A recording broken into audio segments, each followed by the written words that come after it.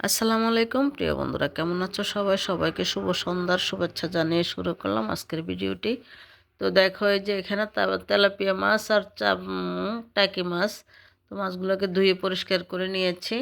এখন লবণ, হলুদ, একটু মরিচের গুঁড়া দিয়ে এটাকে মেখে আমি ভাজি করে নেব। তো বসাই দিয়েছি ফ্রাই প্যানে দিয়ে দিলাম সরিষার তেল। তেল গরম হয়ে গেলে আমি দিয়ে দিব মাছগুলো। এই যে এটা হচ্ছে তেলাপিয়া মাছ আর এটা হচ্ছে টাকি মাছ। তো মাছগুলোকে আমি ভাজি করে সবজি দিয়ে রান্না করব। তো কি সবজি? সেটা হচ্ছে শিম, ফুলকপি, আলু, মিষ্টি কুমড়ার শাক দিয়ে একটা সবজি করব, মাছ দিয়ে রান্না করব। এই রান্নাটা কে কে খেয়েছো, খাও, প্লিজ কমেন্টস করে জানাবে। আমি এভাবে রান্না করি, অনেক ভালো লাগে খেতে। তো মাছগুলোকে উল্টে পাল্টে দিয়েছি। টাকি মাছ তো একটু গন্ধ হয়, সেজন্য একটু ভাজলে খেতে ভালো লাগে, ওই গন্ধটা আর থাকে না।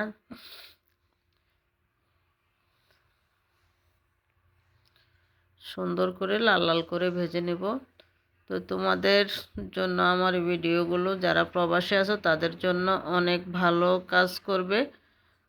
তো এইভাবে আমি বসে দিয়েছি একটা পাতিলে দিয়ে দিব এখন সরিষার তেল দিয়ে তেল গরম হলে আমি দিয়ে দিব পেঁয়াজ।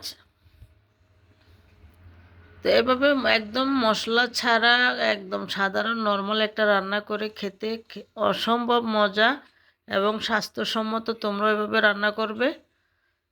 তো বেশি মশলাযুক্ত খাবার, ভাজি বোনা তেল জাতীয় খাবার কিন্তু স্বাস্থ্যের জন্য খুবই খারাপ। এই যে পেঁয়াজ দিয়ে দিয়েছি, পেঁয়াজটা একটু লাল হয়ে গিয়েছে, আমি দিয়ে দিয়েছি স্বাদ মতো লবণ। তো লবণ দিয়ে দিয়েছি আদা রসুন পেস্ট।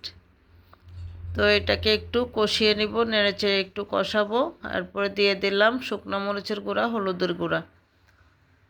তো হলুদের গুঁড়া দিয়ে দিয়েছি, এখন দিয়ে দিলাম কিছু জিরার গুঁড়া দিয়ে এখন আমি এটাকে ভালো করে কষিয়ে নেব।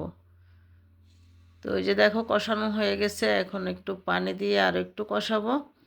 তো কষিয়ে আমি দিয়ে দিলাম আলু।